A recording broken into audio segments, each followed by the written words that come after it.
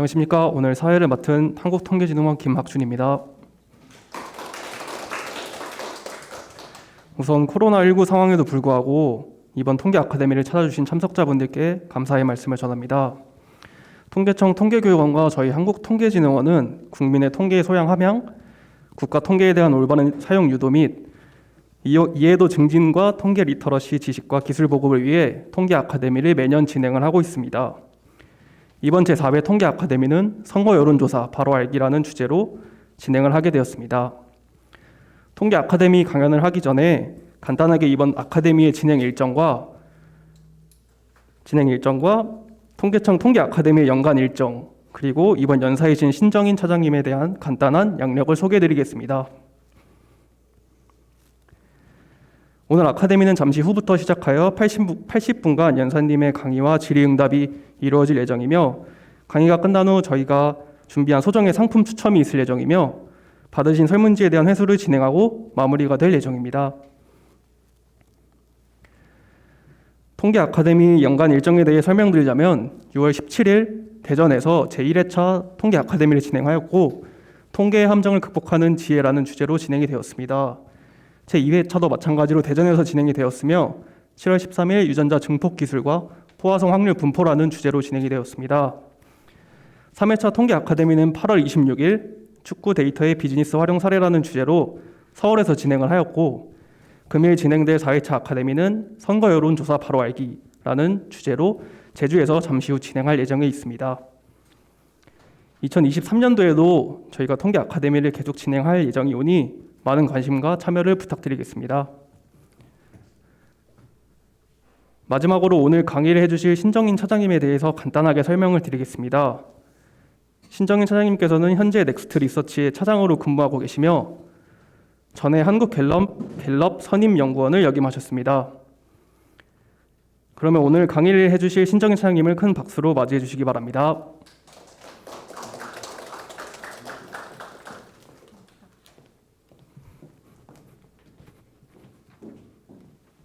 저는 넥스트 리서치라는 저희 조사 회사에서 근무하고 있는 신정인이라고 합니다. 이렇게 만나 뵙게 돼서 반갑고, 사실 좀 지루한 주제일 수 있는데 이렇게 와주셔가지고 소중한 시간 내주셔서 감사하다는 말씀을 드리도록 하겠습니다.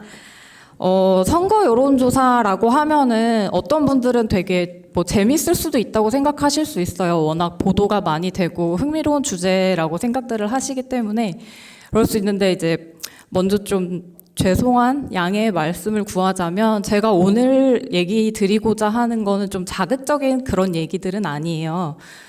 선거 여론조사가 어떻게 해서 저희가 대표성 있는 조사를 진행하고 있고, 어떻게 잘 관리를 해서 국민의 여론을 정확하게 반영을 하는 조사를 하려고 하는지, 그것들에 대해서 이야기를 드리려고 합니다. 그러다 보니까 이렇게 어느 조사 결과가 맞는 거예요. 이때는 이 결과가 맞았어요. 저 때는 저 결과가 맞았어요. 이런 이야기나 이런 기관이 잘합니다. 저런 기관은 좀 주의하셔야 돼요. 사실 이런 이야기는 오늘 드릴 수가 없어가지고 흥미는 사실 좀 떨어질 수 있는데, 제가 이제 오늘 드리고자 하는 말씀은, 보도가 굉장히 많이 되잖아요. 여론조사 보도가. 그러면 불만들이 되게 많으세요. 저는 제일 많이 듣는 게, 나한텐 전화 한 번도 안 왔는데, 내 의견은 한 번도 대표되지 않았는데 어떻게 저게 국민의 여론이라고 할 수 있냐, 이런 얘기들도 많이 하시고, 너네 조작하는 거 아니냐, 이런 얘기들도 굉장히 많이 하세요. 근데 기본적으로 선거 여론조사를 수행하고 있는 기관들은 다 사기업이기 때문에 사실 조작의 의도가 비용이 더 많이 들어요. 조작을 하려면 너무 힘들고, 왜냐하면 저희는 중앙선거여론조사심의위원회라는 곳이 있어서 그곳에 이제 관리, 감독, 규정 이런 것들이 있어가지고 그걸 지켜야 되다 보니까 그런 것들이 쉽지가 않아서, 이제 선거 여론조사 보도가 나오면 나랑 생각이 비슷하다 그러면 역시 그렇지 라고 생각을 하시고, 나랑 생각이 좀 다르면 저 오빠라 이렇게 생각들을 하신단 말이에요. 그래서 이제 왜 이렇게 조사 결과가 많은 거야? 도대체 뭘 봐야 되는 거야? 이런 궁금증을 오늘 해소시켜 드리려고 합니다. 그래서 앞으로 조사 결과를 보실 때 뭘 봐야 되는지 오늘 그것들에 대해서 하나하나 같이 이야기를 해볼 거고요. 크게 의욕이 없으시겠지만 하시다가 들으시다가 나 이거 궁금하다 하시는 거 있으면 바로 얘기를 해주셔도 괜찮습니다. 그래서 중간에 그냥 자유롭게 말씀을 해주시면 정말 감사하겠고, 네, 진행을 하도록 하겠습니다. 그래서 뭐 간단하게 이런 내용을 할 거고요.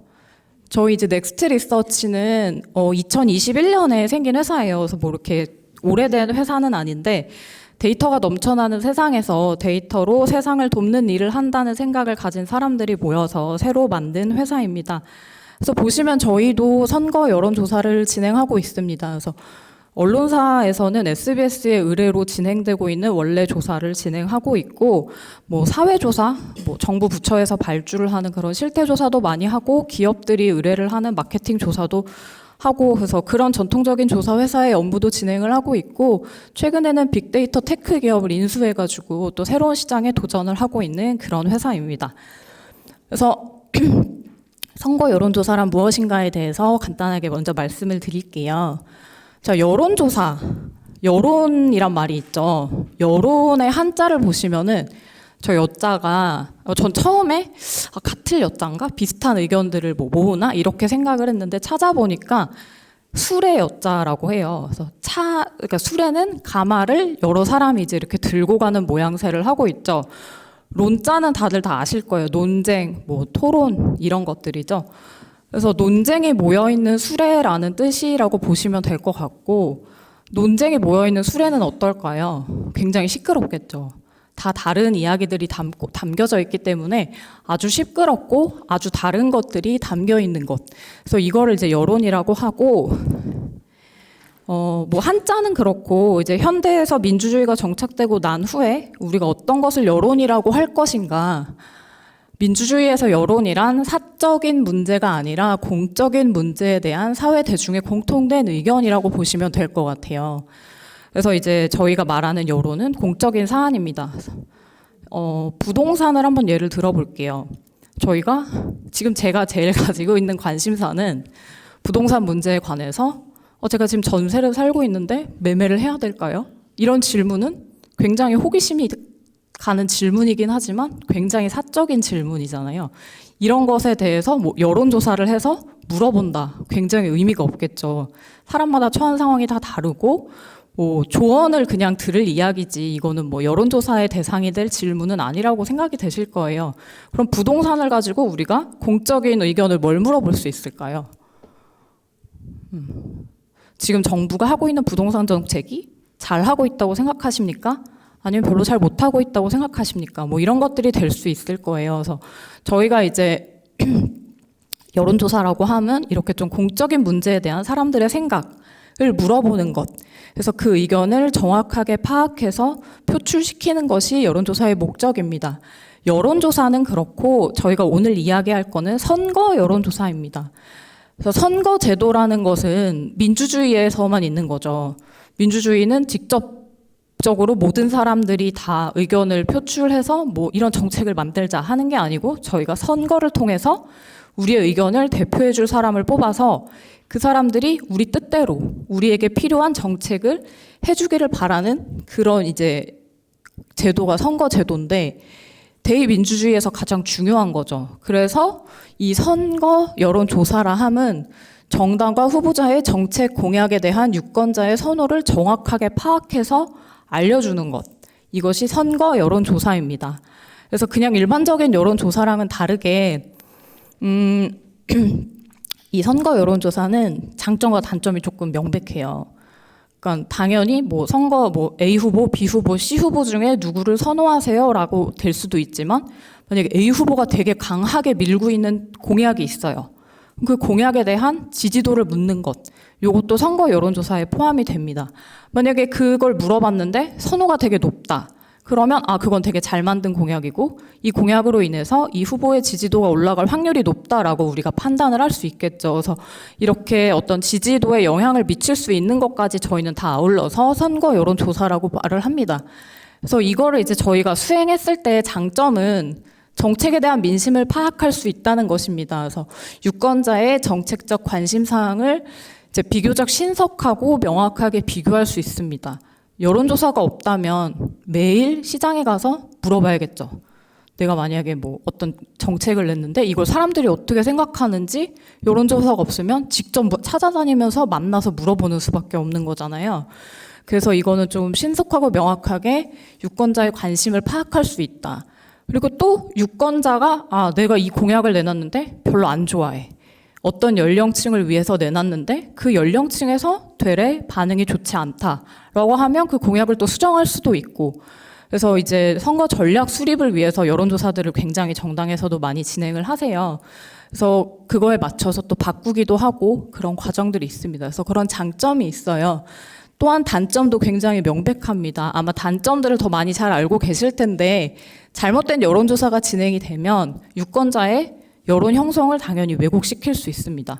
다들 뭐 아시겠죠. 뭐 조작된 여론조사. 어떤 예를 들어서 지방선거라고 해요. 대통령 선거는 그런 경우가 잘 없는데 굉장히 군 단위의 지방선거예요. 그러면 거기서 이제 원래 유명한 사람들이 있을 거 아니에요. 굉장히 작은 이제 모집단을 가지고 있는, 거기서 유명했던 이제 후보들이 있는데 유명하지 않은 후보가 나 좀 알리고 싶은 거예요. 자기를, 본인을 알리고 싶어서 여론조사를 불법적으로, 그러니까 올바르지 않은 잘못된 여론조사를 진행하는 거죠.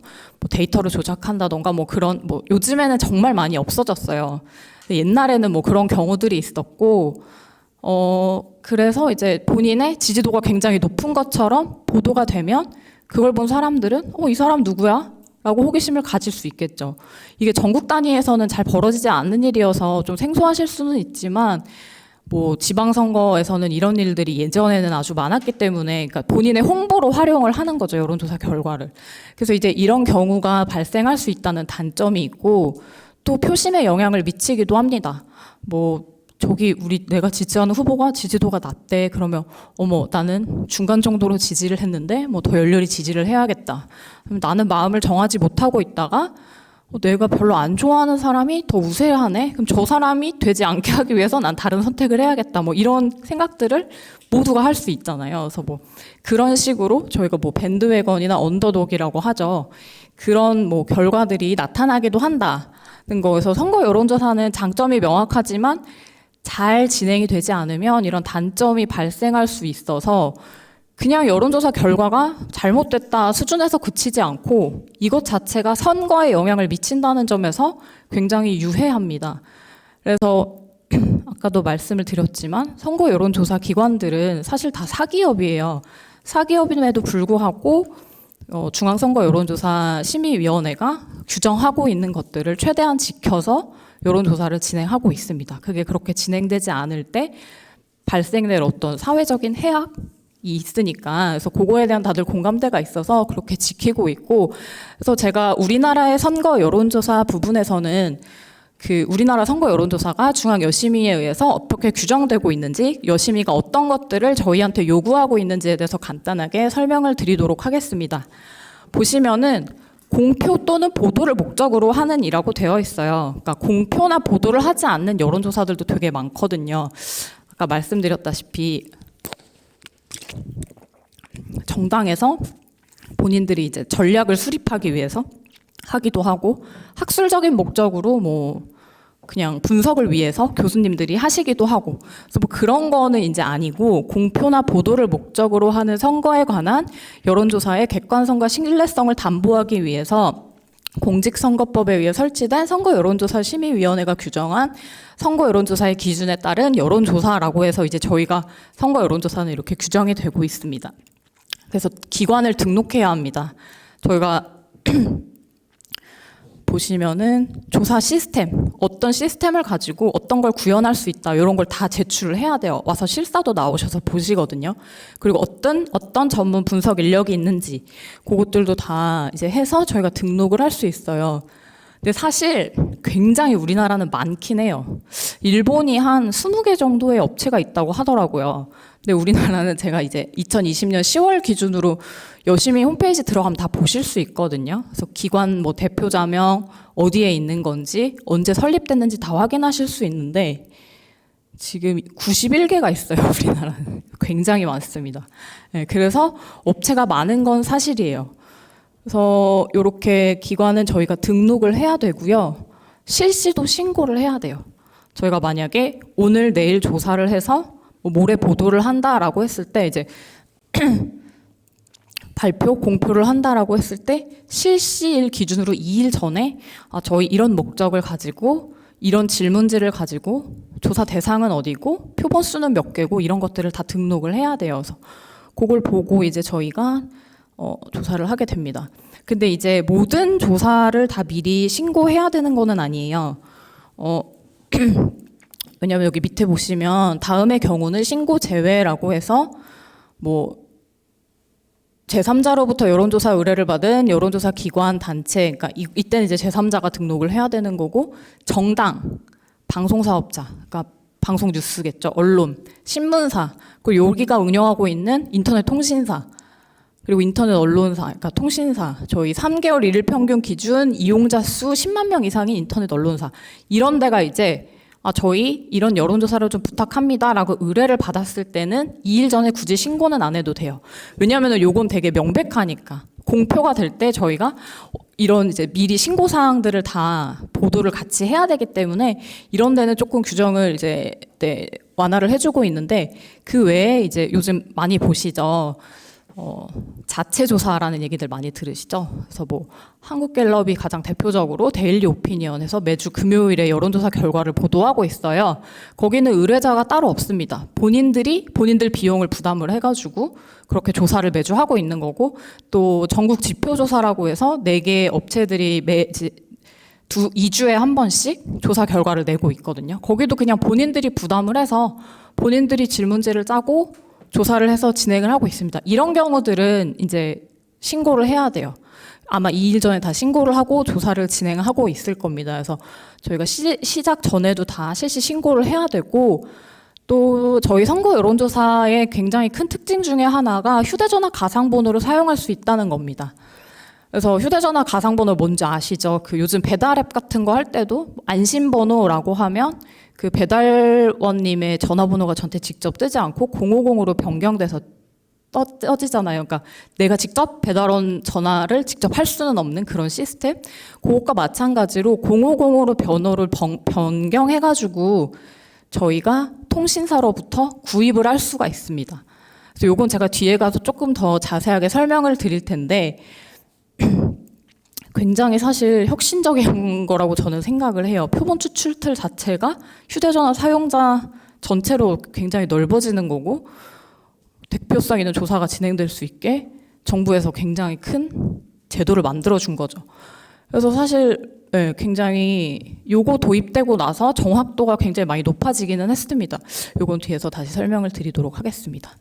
자, 선거 여론조사를 이제 진행할 때 준수 사항에 대해서 간단하게 말씀드릴게요. 당연히 뭐 객관성, 신뢰성 유지해야 될 거고, 표본의 대표성 확보, 결과를 왜곡하는 조사 방법이나 분석 금지는 너무 당연합니다. 저희 질문 시 작성 시 주의사항을 같이 한번 볼게요. 특정 정당이나 특정 후보자에게 편향되지 않게 한다는 조항이 있습니다. 이건 어떻게 하냐? 여기 보시면은 자, 더불어민주당, 국민의힘, 정의당, 기본소득당, 시대전환, 교회정당, 지지정당 없음, 밑에 읽지 말 것 이렇게 돼 있어요. 이게 뭐냐면 저희가 이제 여기서 2가지를 확인해 주셔야 되는데, 지지정당 없음이라는 보기를 반드시 읽어줘야 돼요. 그러니까 저희가 생각했을 때 사실 몇 년 전만 해도 요거를 굳이 읽어주지 않아도 됐어요. 전화 면접 조사에서는. 왜냐면 조사원이 이렇게 전화를 해요. 그래서 안녕하십니까. 뭐 정당 지지도를 여쭤볼게요.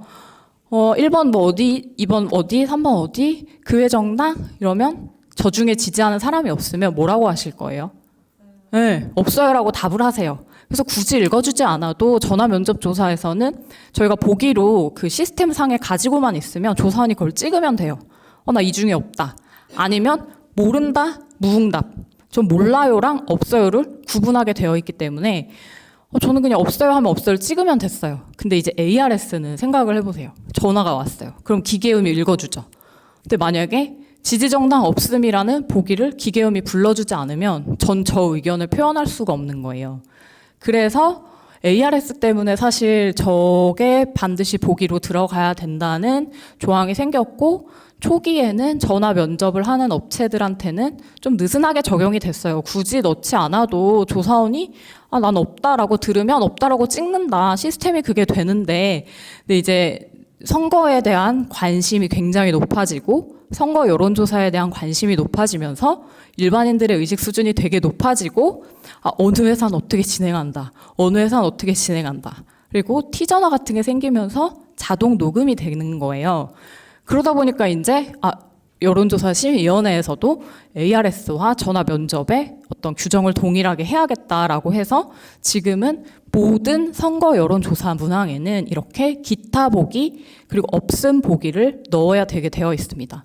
당연히 모름 무응답도 들어가고요. 그래서 ARS에서는 모름 무응답까지 읽어주지만 선거 여론조사에서는 모름 무응답까지 읽어주면 조금 어색하니까 전화 면접원이 할 때는 모름 무응답까지는 읽어주지 않아도 보기가 저는 지지하는 정당이 없습니다.까지는 반드시 읽어주도록 그렇게 규정을 하게 되어 있습니다.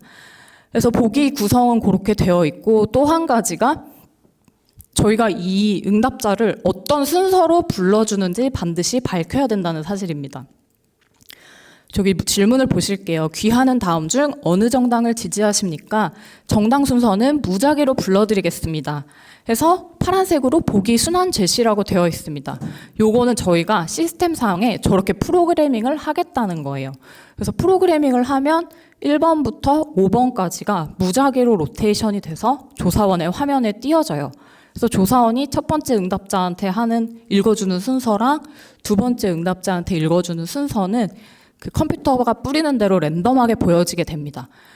그래서 이제 저희가 어떤 순서로 불러주는지를 반드시 밝혀야 되는 거고, 왜냐하면 저희가 그런 설명 없이 어느 정당을 지지하세요? 1번 어디, 2번 어디, 3번 어디 이렇게 하면 대부분의 사람들이 이제 초두 효과라는 게 있어서 큰 관심이 없는 질문에 대해서는 먼저 들은 걸 그냥 먼저 응답할 확률이 높아지기 때문에 이제 그런 걸 차단하기 위해서 저희가 어떤 순서대로 후보자를 불러주는지를 명시하게 돼 있습니다. 그래서 요즘에 이제 무작위로 한다는 게 되게 많은데 가나다 순으로 불러드리겠습니다 하고 가나다 순으로 불러줘도 되고요. 의석수에 따라 불러드리겠습니다 해서 의석수에 따라 불러줘도 돼요. 그 어떤 순서로 불러주는지를 응답자한테 저희가 밝히고 불러주게 돼 있습니다. 그래서 이제 후보자 등록 기간이 지나고 나면 기호가 생기잖아요. 후보자별로. 그때는 그냥 불러줘도 돼요. 기호가 있으니까. 그 순서는 이제 일반 그 선거를 접하게 되는 모든 시민들이 알고 있는 그 순서니까 저희가 여론조사에서도 굳이 그 순서를 무시해서 읽어주지 않고 그냥 그 순서대로 읽어줘도 되는데 그 기호가 부여되기 전까지는 이런 식으로 진행이 된다라는 점을 규정을 하고 있습니다. 그래서 조사원들이 굉장히 이걸 잘 지키세요. 왜냐하면 아까도 말씀드렸지만 티전화가 있거든요. 행여나 운이 좋지 않아서 조사원이 이대로 뭐 하지 않았다는 걸 이렇게 알게 되면은 저희가 이제 그 표본 다 삭제하고 그렇게 진행을 하고 있거든요. 그래서 그렇고 또 조사 대상자의 권리 보호를 위해서 저희가 이제 조사 시작할 때 어떤 기관인지 어디다 의뢰받았는지는 뭐 말하는 게 의무는 아니에요. 근데 저희 기관명과 대표 전화를 반드시 읽어주게 돼 있습니다. 이것도 만약에 안 읽어줘서 걸리면은 그 조사는 이제 저희가 또 제재를 받게 돼요. 그래서 그런 것들이 저희가 규제를 받고 있는 사항이라고 보시면 되겠습니다. 저희가 또 조사를 다 하고 나면은 결과를 홈페이지에다 등록을 해야 돼요. 그래서 등록 의무자는 이제 저희예요, 기관. 저희가 등록을 다 하고 여론조사 의뢰자 대부분이 뭐 정당이나 언론사죠. 언론사들이 저희 몇 월 몇 시 몇 분에 몇 분까지는 뭐 아니지만 어느 매체 뭐 신문사면은 뭐 저희가 신문에다가 낼 거다 지면이다. 아니면은 뭐 신문사지만 저희 뭐 인터넷판에 먼저 몇 시에 낼 거예요. 그런 것들을 저희한테 다 알려줘야 돼요. 그래서 저희가 그 등록한 시간 이전에 이게 공표되면 그것도 문제가 되거든요. 그래서 언제 공표될 거다라는 걸 반드시 저희한테 말을 해줘야 되고 굉장히 많은 내용을 등록해요. 뭐 표본 크기, 조사 방법, 피조사자 선정 방법, 그리고 전체 질문지, 결과 분석 어떻게 했는지. 그래서 홈페이지에다 등록을 하면 되고 저희가 뭐 심의를 이런 식으로 받고 있습니다. 그리고 뭐 범죄에 대해서도 조사 조치를 받고 있고 작년에 기사가 났던 건데 어떤 이제 조사원이 좀 마음이 급하셨던 거예요. 그러니까 오늘 안에 딱 할당을 맞춰서 조사를 끝내야 되는데 막 너무 지금 쫄리는 거예요. 그래서 뭐 어떤 사유에서였는지는 모르지만 이제 응답자가 말한 것과 그 반대로 입력을 해서 클릭을 하셨다고 해요. 근데 이제 그게 어떻게 밝혀졌냐? 피조사자 선정 방법, 그러니까 저희 접촉 기록표 다 내거든요. 전체 뭐 결번이 몇 개였는지, 전화를 받다가 중간에 끊은 사람이 몇 개인지, 아예 안 받은 사람이 몇 개인지 이거를 모든 조사마다 모든 기관이 다 등록을 하게 돼 있어요. 사실 그 되게 평균치라는 게 생기기 때문에 그걸 이제 대충 봐서 뭐가 너무 높다 이러면 조금 이상하고 뭐 그런 거거든요. 근데 그거를 보다가 확인을 하셨다고 해요. 저 정확하게는 모르지만. 그래서 아무튼 어떤 기관이 조사원 하나가 그런 식으로 이제 잘못을 해가지고 벌금을 한 3천만 원인가 물었었던 경우가 있었거든요. 그래서 이게 저희가 굉장히 그래서 조심합니다. 예, 하나의 오류가 뭐 발생했다가 관리를 잘못했다가 그런 큰 사단이 날 수 있기 때문에 모든 조사 회사들이 굉장히 다 제대로 하고 있어서 제가 드리고 싶은 말씀은 보실 때 이제 조사 결과가 잘못됐어는 아마 거의 없을 거예요. 그러면 뭐가 문제냐? 이제 보도를 하는 과정에서 누락이 되거나 잘못 비교를 한다거나 이제 그런 것 때문에 일반인들이 그냥 얼핏 봤을 때 이게 무슨 말이야 싶은 것들이 이제 생긴다는 거죠. 그래서 제가 그거에 대해서 좀 말씀을 드리겠습니다. 여론조사 결과가 굉장히 많아졌어요. 2017년에 19대 대선 선거 직전 2달 동안 그 대선 여론조사가 173개가 있었습니다. 그러니까 여론조사 개수만 173개였고 보도는 굉장히 많이 됐겠죠. 근데 이번에 이제 3월에 대선이 있었잖아요. 1, 2월 기준으로 295개의 여론조사가 진행이 됐습니다. 하루 평균 보도가 되는 이제 조사만 5건이 있었다는 거예요. 그러면 이제 5개가 있으면 언론사들은 본인들이 의뢰한 것도 당연히 보도를 하겠지만 다른 결과가 있으면 그것도 다 보도를 하겠죠. 그러면 이제 저희가 보는 양은 어마어마하게 많아지는 거겠죠. 보시면 지방선거도 굉장히 많았죠. 2017년 제7회 지방선거는 611건이었는데 올해 이제 6월 직전에 4월, 5월에는 1356건의 여론조사가 있었습니다. 그러니까 물론 지방선거는 그 지방의 이슈가 있기 때문에 모든 게 다 전국 단위로 보도가 되지는 않았겠지만 진행된 여론조사만 하루 평균 22.2건이다. 그래서 굉장히 여론조사가 많아지고 있다. 밑에 잘못된 여론조사 보도로 인한 오해를 보시면 2022년 6월 1일 기준으로 인터넷 선거보도심의위원회 조치 내역을 보시면 요거는 이제 2014년 이후에 보도된 모든 선거 여론조사 보도에 대한 거예요. 올해만이 아니고 2014년 이후부터 쭉 누적을 해서 이제 조치를 취했던 내역이 대통령 선거는 376건에 대한 보도, 그리고 지방선거 관련해서는 217건에 대해서 조치를 내렸습니다. 그 조치 내역을 유형별로 살펴보면 여론조사 보도에 대한 조치가 41.6%로 가장 많았다는 걸 확인할 수 있습니다. 그래서 뭐 공정성에 대한 보도를 잘못한 거, 객관성을 잘못한 거, 뭐 위반이 없었다는 게 11% 정도 있는데 이제 여론조사에 대한 잘못된 보도가 41.6%였다는 거는 좀 많은 수치죠. 그래서 이만큼 잘못된 여론조사 보도들이 있어서 사람들이 좀 오해를 했을 수 있고, 또 하나 이제 같은 날 조사인데 뭐 KBS는 이재명 1위, TBS는 윤석열 1위 이런 식으로 이제 위에 보시다시피 하루 평균 5건씩 조사가 되다 보니까 이 회사가 한 거랑 저 회사가 한 거랑 조사 결과가 이제 달라지는 경우가 있는 거죠. 그래서 일반인들이 봤을 때는 아니 이게 뭐야, 왜 이런 거야, 같은 날 조사했는데 도대체 무슨 일이야, 이런 생각을 너무나 당연히 자연스럽게 하실 수밖에 없는 상황이 되어버렸습니다. 그래서 이제 대표적으로 이런 보도들 때문에 조금 오해가 발생한다는 걸 몇 가지 말씀을 드릴게요.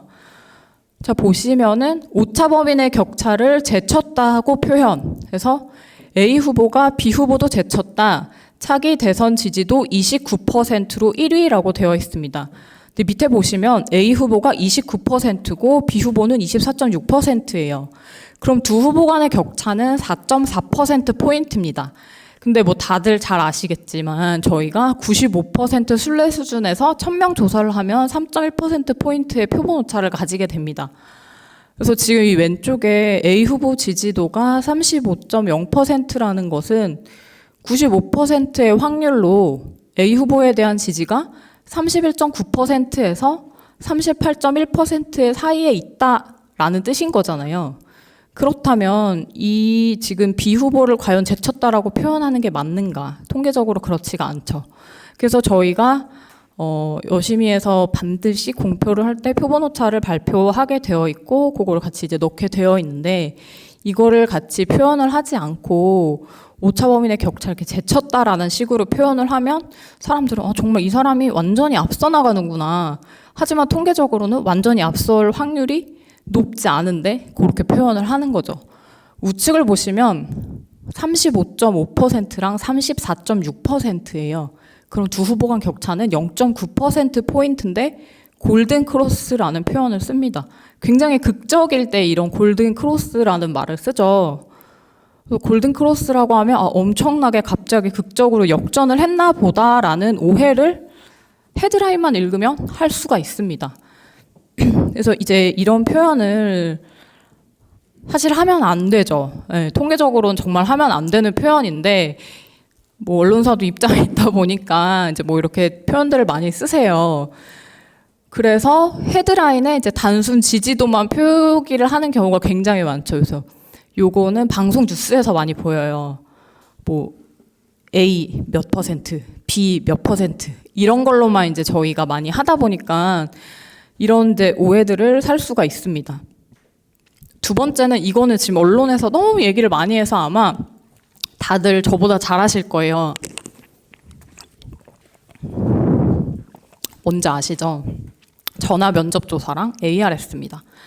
그러니까 선거 여론조사는 뭐 대면 면접 조사로 거의 진행이 안 돼요. 비용이 너무 많이 드니까 전국으로 해야 되고 그리고 문항 자체가 길지 않으니까 전화로 빨리빨리 끝내게 됩니다. 그럼 전화 조사는 면접원이 직접 전화를 하는 전화 면접 조사랑 ARS가 있습니다. 그래서 ARS는 기계음을 이제 듣고 사람이 키패드로 이렇게 응답을 하게 되죠. 그래서 전통적으로 뭐 이거는 좀 방식의 차이가 있어서 응답자 성향의 차이가 있다. 그래서 두 조사 결과는 단순 비교하지 않아야 된다라는 그런 이야기들은 아마 너무 많이 들으셨을 거예요. 근데 특히 비슷한 식의 조사가 됐어. 근데 요거는 전화 면접인데 요건 ARS. 요걸 이렇게 갖다가 비교를 하면은 사람들은 왜 이게 도대체 다를까 의문을 가지지만 찾아보지 않죠. 왜냐면 내 삶에 그렇게 크게 뭐 유익한 것도 아니고 막 그렇게 흥미가 있지도 않으니까요. 그래서 이 밑에 보시면 서던포스트가 CBS 의뢰로 24, 25일 실시한 여론조사에서 부산, 울산, 경남에서 이 후보가 33.4%, 윤 후보가 38.4% 오차 범위 내 접전을 벌였다. 반면 리서치뷰가 뭐 지역 언론인 어디 의뢰를 받아서 23, 24 되게 비슷할 때 했죠. 또 같이 부울경으로 했어요. 근데 양자 가상 대결에선 윤 후보가 거의 50%, 이 후보를 크게 앞섰다. 이런 기사를 봤어요. 그럼 이걸 읽은 응답자는 뭐라고 생각을 할까요? 첫 번째, 어떤 생각이 드실 것 같으세요? 왜 이렇게 다를까? 그쵸. 너무 이상하죠. 왜 비슷한 시기에 조사를 했는데 저렇게 다르면 도대체 부울경의 민심은 뭘까? 이런 생각이 들 거잖아요. 그래서 이제 모든 조사 결과는 여론조사 심의위원회에 들어가시면 자세한 내용이 나와요. 제가 들어가서 봤어요. 그랬더니 저 첫 번째 했던 조사는 전국 만 18세 이상 1000명을 대상으로 한 조사였더라고요. 그러면 부울경의 표본 수는 152명이에요. 그러니까 152명이니까 95% 신뢰 수준에서 표본 오차가 8.0%포인트 정도인 거죠. 그래서 표본 오차가 굉장히 큰 조사고 전화 면접으로 진행이 됐습니다.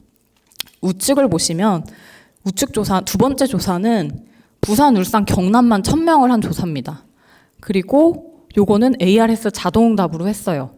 그러니까 조사가 지금 세팅 자체가 설계 자체가 굉장히 다른 조사를 이렇게 단순히 비교해 놓으니까 사람들이 이게 왜 이렇게 다를까라는 의문을 가졌을 거예요. 그래서 이제 여론조사에 대한 부분은 이 기사에서 이게 전부거든요. 그래서 이제 이게 왜 이렇게 다를까? 뒤를 보시면 이 두 개는 질문이 달랐어요. 앞에 기사는 더불어민주당 이재명, 국민의힘 윤석열, 정의당 심상정, 국민의당 안철수 이렇게 4명 중에 누구를 뽑을 거냐라고 물어본 질문이었습니다. 그러니까 크게 두 후보가 차이가 안 났겠죠. 다른 후보들이 있으니까. 근데 그 밑에 조사를 보시면 이건 양자 대결 문항이었어요. 국민의힘 윤석열과 더불어민주당 이재명 후보 중에 누구를 뽑을 것인가. 그러니까 조금 더 지지가 명확하게 갈렸겠죠. 그래서 수치에서도 이렇게 차이가 아마 났을 겁니다. 그래서 지금 이 두 개 조사는 조사 방법도 다르고 조사 대상도 다르고 질문 방법도 달라요. 이렇게 다른 거를 두 개를 비교해 놓으니까 그냥 일반인들이 저 기사의 한 문단만 봤을 때는 여론조사는 뭐지? 왜 하는 거지? 다들 진짜 쓸데없는 거 하네 이런 생각을 가질 수밖에 없게 되는 거죠. 그래서 저희가 뭐 일반 국민들한테 여론조사 결과를 보실 때 저희 뭐 조사 대상과 방법과 이런 걸 다 봐주세요 할 수 없어요. 저희가 그렇게 할 수 없기 때문에 이제 보도에서 이런 걸 최대한 신경을 써주셔야 되는데 이제 사실 그런 부분이 조금 아쉬운 부분이 있습니다.